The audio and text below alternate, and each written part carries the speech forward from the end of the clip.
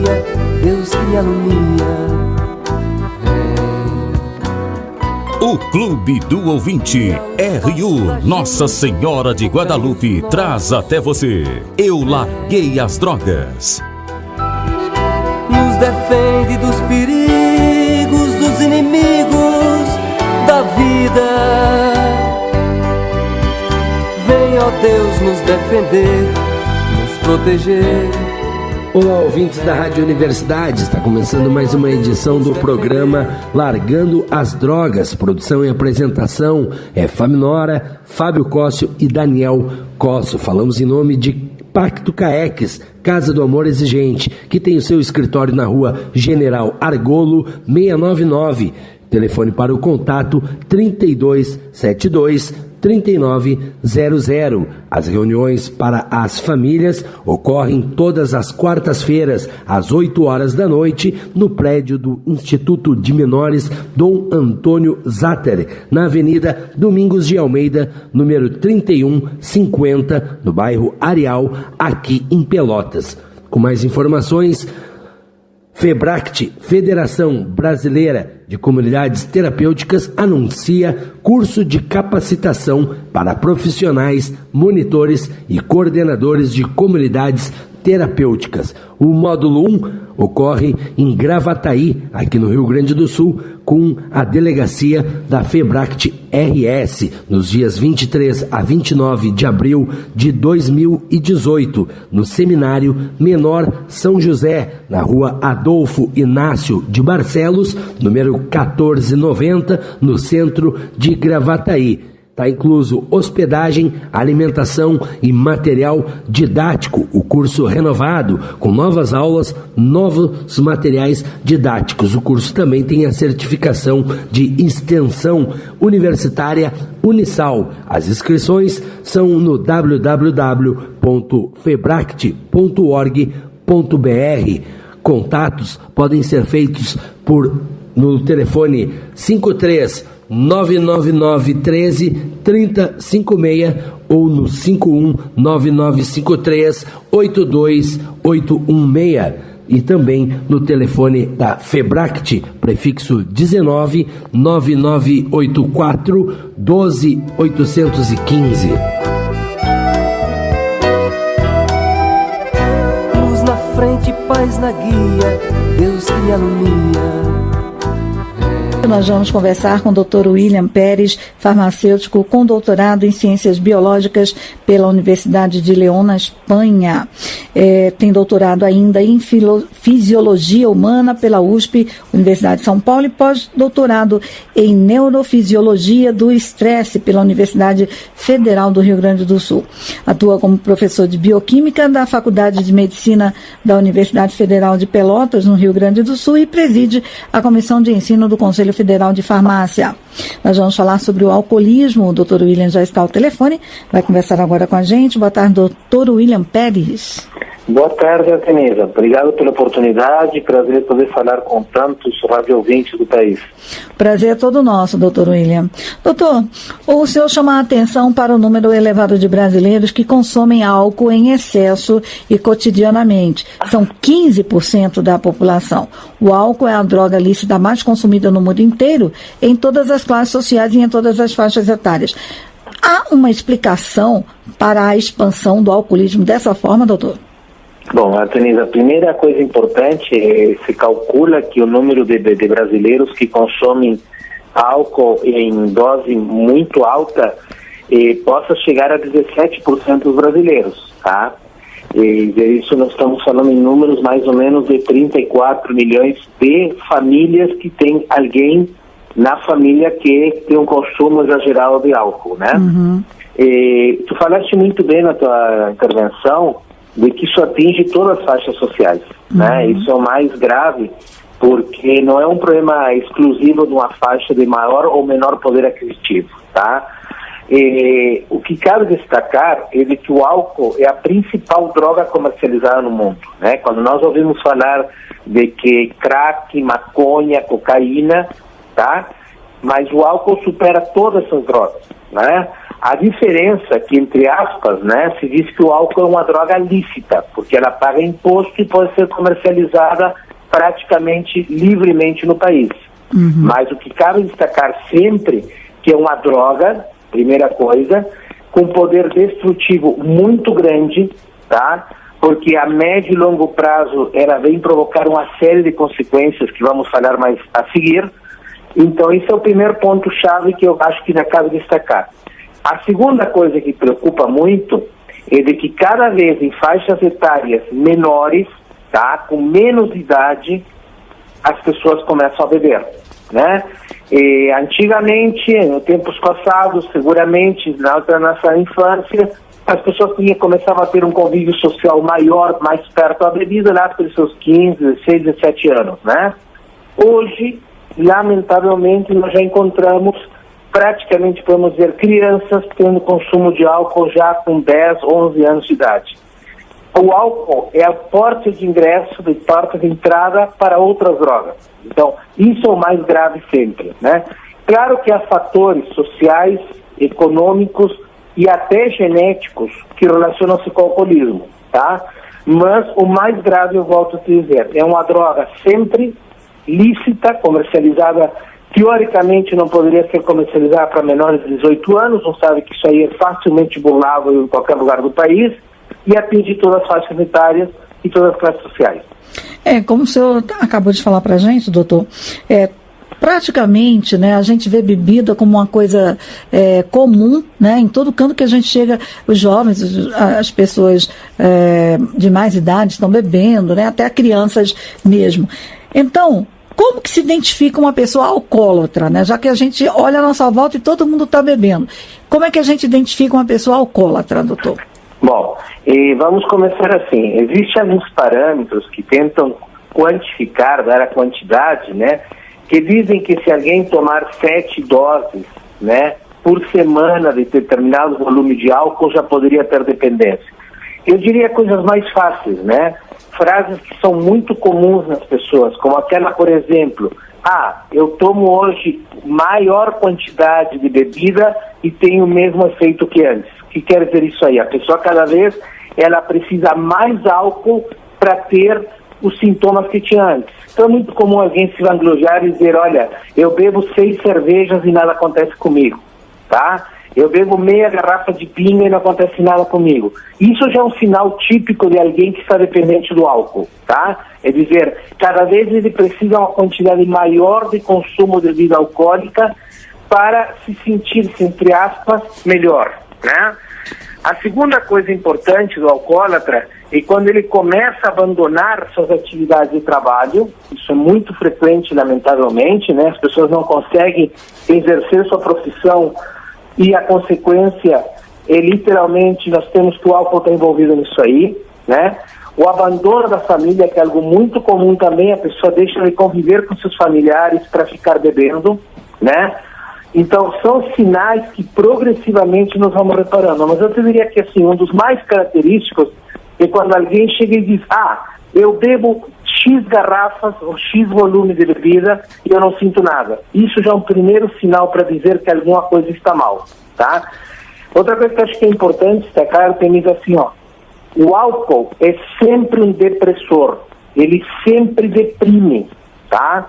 Quando eu digo isso aí, é muito comum, alguns tabus, e principalmente são muito comuns, né? Um primeiro tabu muito comum no Sul, hoje, por exemplo, aqui no Rio Grande do Sul, a temperatura caiu como 10 graus, nós devemos estar nesse momento com 15 graus. Para os vários ouvintes da Amazônia, seguramente isso é uma temperatura inimaginável, né? Mas é muito comum aqui no Sul alguém dizer assim, eu estou com frio, vou beber uma bebida alcoólica. O que faz o álcool é nós perdermos mais calor. E não nos dar calor, nos faz perder calor em grande escala. Primeira coisa importante. Segunda coisa muito comum na população masculina, né, é dizer que o álcool é afrodisíaco, né? Na verdade, o álcool é uma grande causa de impotência, uma das maiores causas de impotência que existe é o alcoolismo, né? Então, só para colocar tabus que vão acontecendo, que as pessoas vão pregando essa ideia permanentemente como se fosse algo inofensivo, né? Então, sempre diz que é muito dura essa frase, mas há 3 estágios no alcoólatra, né? ele primeiro fica alegre que nem um cabrito, ele faz a festa, ele fala demais.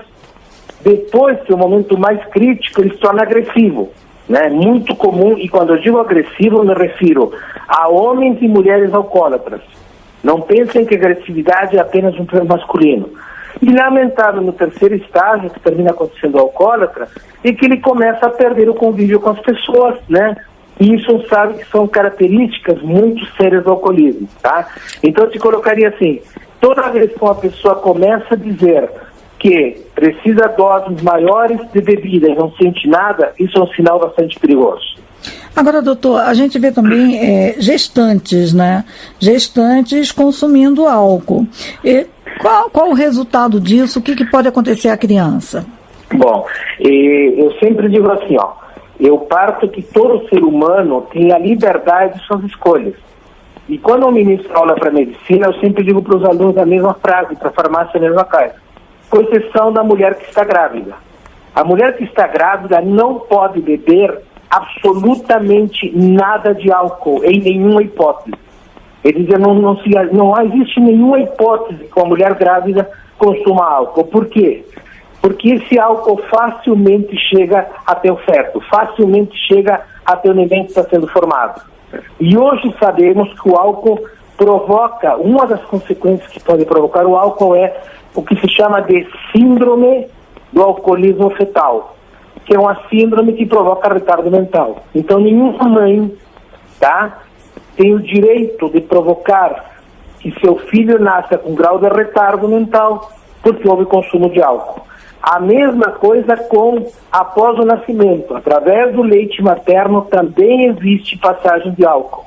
Então eu diria assim, tolerância zero, absolutamente zero, com qualquer mãe que esteja em processo de gestação. Agora, doutor, a pessoa que bebe demais, né, que se torna alcoólatra, ela pode desenvolver carência nutricional? E quais os riscos se isso acontecer? Bom, primeira coisa importante, Artemisa, queria te agradecer pela oportunidade de estar falando alguns temas que são bem populares, né, em relação ao alcoolismo. Uhum. Primeiro, assim, o paciente alcoólatra, ele tem perfil. Ele chega um momento da vida que ele bebe em grande escala e se alimenta muito mal. Isso é muito comum no alcoólatra. Porque as lesões que ele vai provocar no organismo dificultam a ingesta de alimentos. É muito comum ele dizer que ele come alguma coisa e queima ele. Não, na verdade já é uma lesão que é a nível gástrico importante. Mas já que vamos à tua pergunta diretamente. Dentro dos pacientes que têm maior deficiência nutricional e principalmente nível de vitamina, estão os pacientes alcoólatras. É dizer, várias vitaminas que são importantes para o nosso organismo começam a ter menor quantidade no organismo. Dou exemplos assim, sem entrar muito na parte acadêmica, mas, por exemplo, as vitaminas do complexo B, né? Por exemplo, a vitamina B1, né? E nós sabemos que a deficiência de vitamina B1, que é muito comum no paciente alcoólatra, provoca um sintoma, um sinal, que é o que se chama de síndrome de Korsakoff. O que é isso? Perda de memória para fatos recentes. Quer dizer, a pessoa não consegue memorizar fatos que aconteceram a curto prazo. Outra deficiência muito importante, que isso é fundamental lembrar, principalmente nas mães, o alcoolismo também provoca deficiência de vitamina B9, que é conhecido com o nome de ácido fólico. O ácido fólico, há vários anos, já é adicionado na farinha. As mulheres que pretendem engravidar, elas devem consumir reposição de ácido fólico. No alcoólatra, essa deficiência é muito acentuada. Tão acentuada que na mãe que é na gestante, ela corre o risco de provocar a formação de uma criança sem fechamento do tubo neural. É dizer, essa criança nasce e a coluna vertebral dela não fecha, tá? Mas além disso aí, a deficiência de vitamina B9 provoca anemia. Só para te colocar alguns exemplos de que os pacientes alcoólatras têm uma grave deficiência de vitaminas. Por exemplo, tem deficiência de vitamina K. Isso compromete o sistema de coagulação sanguínea. Existem várias deficiências que se acentuam. Tão verdade é isso que quando se trata um paciente alcoólatra, a primeira coisa que se faz, geralmente em medicina, é repor a deficiência de vitaminas, complexo polivitamínico. Então, eu diria assim, o paciente alcoólatra tem uma grave deficiência vitamínica com todas as consequências que traz isso aí no organismo. Agora, doutor, muitas vezes a pessoa ela quer parar de beber, né? Aí, por conta própria, ela vai tomando os remédios que os amigos indicam. Isso pode ser perigoso? Quer dizer, tomar remédio com álcool, às vezes também toma qualquer outro medicamento, às vezes não é nem para parar de beber, mas está tomando medicamento, mas não deixa de consumir álcool. Isso pode trazer problemas sérios para a pessoa? Sem dúvida, Artemisa. Eu diria assim, primeiro que a combinação álcool-medicamento é uma combinação extremadamente perigosa e muitas vezes pode se tornar até fatal, né? Existem alguns medicamentos que podem, inclusive com álcool, provocar situações muito graves. Quer dizer, nunca se deve fazer automedicação, né? Geralmente as pessoas, muito comumente nós ouvimos falar do não consumo de antibióticos com álcool, mas não é apenas os antibióticos que devem ser evitados que se consuma álcool. Existem anti-inflamatórios, né, que são muito lesivos ao fígado se forem consumidos com álcool, tá? Para dar um exemplo, existem várias fórmulas farmacêuticas que não devem ser consumidas com álcool. Então eu diria assim, deve-se evitar a todo custo o consumo de bebida alcoólica quando alguém está recebendo uma medicação, porque isso é grave, né? A segunda coisa importante que tu colocaste, que é muito comum ouvir falar das famosas gotinhas para evitar que a pessoa beba álcool. Essas gotinhas, né, que existem várias formas, muitas delas o que fazem é potencializar a ressaca, né? Aquela situação de dor de cabeça, tontura, vômitos, potencializa isso aí. Hoje nós sabemos que essas gotinhas, que não vou citar o nome, mas cientificamente fazem parte do grupo de substâncias, essas gotinhas muitas vezes o que elas fazem é aumentar a lesão hepática, tá? Então o que está acontecendo? Na verdade, para combater o alcoolismo, primeiro é um trabalho que deve ser feito em conjunto com a família. Tá? Não adianta isolar o paciente alcoólatra, ele tem que se conscientizar e a família tem que trabalhar em relação a isso aí, tá? Por isso que a Associação de Alcoólicos Anônimos é tão importante, tem que haver um apoio da pessoa. Ela tem que querer se curar, não existe outro milagre.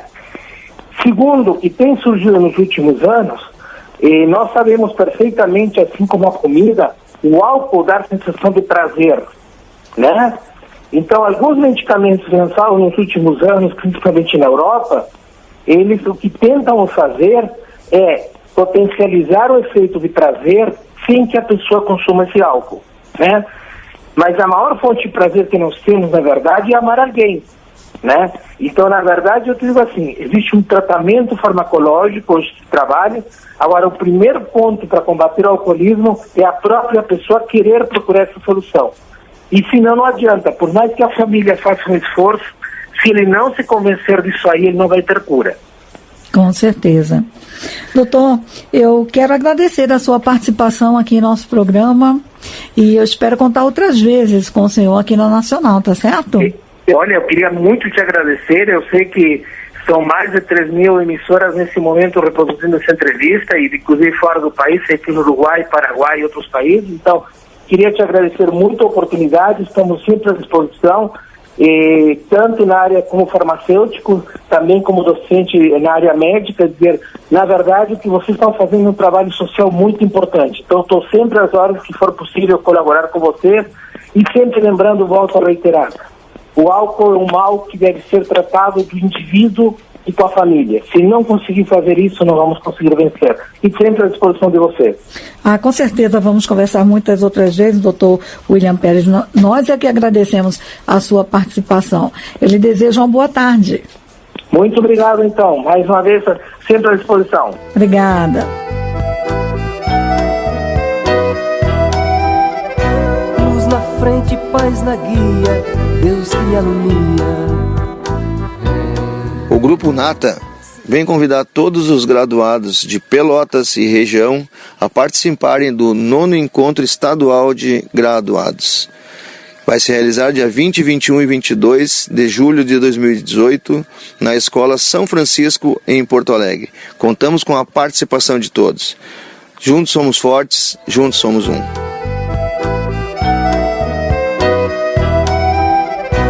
Luz na frente, paz na guia, Deus que me alumia. Texto básico, página 61. Faz uma grande diferença ter amigos que se importam quando estamos com dor. Encontramos o nosso lugar na Irmandade e nos juntamos a um grupo cujas reuniões nos ajudam na nossa recuperação. Fomos tão pouco dignos de confiança durante tanto tempo que a maioria dos nossos amigos e familiares irá desconfiar da nossa recuperação. Eles pensam que não vai durar muito. Precisamos de pessoas que entendam a nossa doença e o processo de recuperação. Nas reuniões, podemos partilhar com os outros adictos, fazer perguntas e aprender sobre a nossa doença. Aprendemos novas maneiras de viver. Não estamos mais limitados às nossas velhas ideias. Vamos substituindo gradualmente velhos hábitos por novas maneiras de viver. Ficamos dispostos a mudar. Vamos às reuniões regularmente, anotamos e usamos números de telefone, lemos literatura e, principalmente, não usamos. Aprendemos a partilhar com os outros. Se não contarmos que estamos machucados, raramente alguém vai ver. Quando buscamos ajuda, podemos recebê-la. Outra ferramenta para o recém-chegado é o envolvimento com a Irmandade. À medida que nos envolvemos, vamos aprendendo a manter o programa em primeiro lugar e a ir com calma em outros assuntos. Começamos por pedir ajuda e experimentar as recomendações das pessoas nas reuniões. É benéfico permitirmos que outros no grupo nos ajudem. Com o tempo, seremos capazes de passar adiante o que nos foi dado. Aprendemos que servir aos outros fará com que saiamos de nós mesmos. Nosso trabalho pode começar com coisas simples. Esvaziar cinzeiros, fazer o café, limpar e arrumar a sala para uma reunião, abrir a porta, partilhar uma reunião, distribuir a literatura. Estas coisas ajudam a nos sentirmos parte da Irmandade. Luz na frente, paz na guia, Deus que me alumia. Já que estamos praticamente aí vivendo Carnaval, desde a semana passada, que já acontece em várias partes do nosso país, e Carnaval subentende-se uma movimentação muito grande nas rodovias do país. Muita gente deslocando com seus veículos, cruzando com os caminhões que não param, né? Transportando aí as cargas, e a Polícia Rodoviária Federal já preparada para poder intensificar ainda mais o seu trabalho nas nossas rodovias. Por isso, nós já estamos com o inspetor Diego Brandão, ele é inspetor da Polícia Rodoviária Federal, fala conosco aqui da capital federal, o assunto justamente é a Operação Carnaval. Inspetor, bom dia, a operação já foi desencadeada ou ainda não? Bom dia a todos. A operação ela começa oficialmente sexta-feira, 0 hora de sexta-feira, né? Então, a partir de sexta-feira até a quarta-feira de cinzas, meia-noite, a Polícia Rodoviária Federal está com a Operação Carnaval. Na Operação Carnaval, em épocas anteriores, a polícia, de alguma forma, na fiscalização, em blitz, depara com o motorista alcoolizado, porque o Carnaval se associa também com a bebida alcoólica, mas neste período, o motorista, de alguma forma, sabendo que não pode beber, não importa se é Carnaval, se é fora do Carnaval, mas no Carnaval especificamente, é um item que a Polícia Rodoviária, de alguma maneira, aperta mais em termos de fiscalização, inspetor? Sim, esse é um dos focos da Operação Carnaval, né? Infelizmente, esse hábito de dirigir alcoolizado, né? De dirigir sob influência de álcool, ele se repete no ano todo. Durante o ano todo, nós conseguimos flagrar milhares e milhares de motoristas nessas condições, e no Carnaval isso fortalece esse hábito, né? Digamos assim, por conta da associação entre a diversão e o uso de álcool. Então é sim uma preocupação da PRF, é sim um foco da PRF. Durante o Carnaval, a gente, nas blitz, todas as nossas fiscalizações, nós teremos os bafômetros fazendo esse tipo de teste. E essa consequência do motorista dirigir sob efeito de álcool, de alguma forma, está associado ao acidente automobilístico que normalmente ou infelizmente esses acidentes ocorrem nas nossas rodovias, inspetor? Sim, nós temos uma associação muito grande com o uso de álcool, né, e acidentes. Quando se usa o álcool, você perde grande parte da sua possibilidade de reação, né, dos seus reflexos. Então nós temos diversos acidentes causados pela ingestão de álcool e ao dirigir, né? Então é muito importante que se observe essa proibição, porque o mínimo que você pode ter é uma multa, você pode ser preso e pode ter acidentes aí graves, né, com consequências muito graves. Perfeitamente. Bom, esta operação que a polícia então vai desencadear nesta sexta-feira, a Operação Carnaval. Já está tudo pronto? Já está tudo, de alguma forma, já preparado para ser deflagrada essa operação, inspetor? Sim, todos os nossos recursos, né, materiais e de pessoal estarão envolvidos aí na Operação Carnaval. É uma época muito importante para a gente, pois a gente tem uma movimentação muito grande de pessoas nas rodovias federais brasileiras. A gente está numa época onde ainda há uma transição em boa parte do país do tempo chuvoso para o tempo seco, né? Então a gente ainda tem grande parte do país com possibilidade de chuvas, a gente tem os festejos aí com o uso de álcool, né? Então são várias preocupações durante esse período e a Polícia Rodoviária Federal vai estar lá para fazer o máximo possível para garantir a segurança de todos os usuários. Agora é importante a pessoa que vai viajar, e principalmente quando vai viajar no ônibus, onde a pessoa adquire ali a sua passagem, seu bilhete para poder embarcar e fazer o percurso, é importante que o passageiro ele foque realmente no veículo que ele vai utilizar para este transporte, que esteja dentro da legalidade e evite o fretamento de veículos que não tenham a devida autorização dos órgãos competentes para o tráfego em rodovias federais, também estaduais. É importante que este passageiro tenha essa observação, inspetor?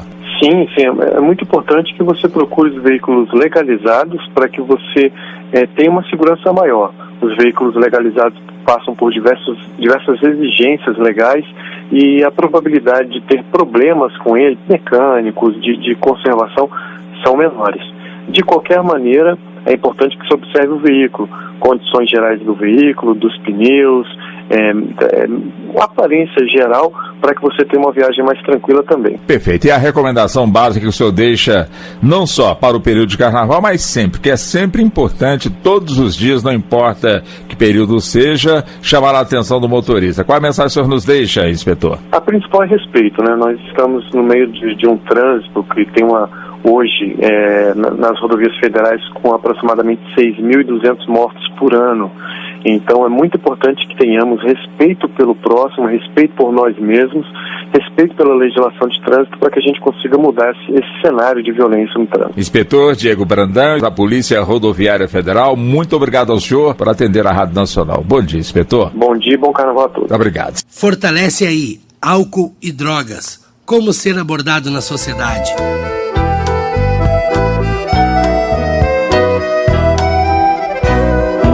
Frente, paz na guia, Deus que me alumia. Seja um missionário da evangelização. Participe do Clube do Ouvinte. Um oferecimento Rádio Universidade, uma emissora da Arquidiocese de Pelotas. Dos inimigos da vida, vem, ó Deus, nos defender, nos proteger. Vem.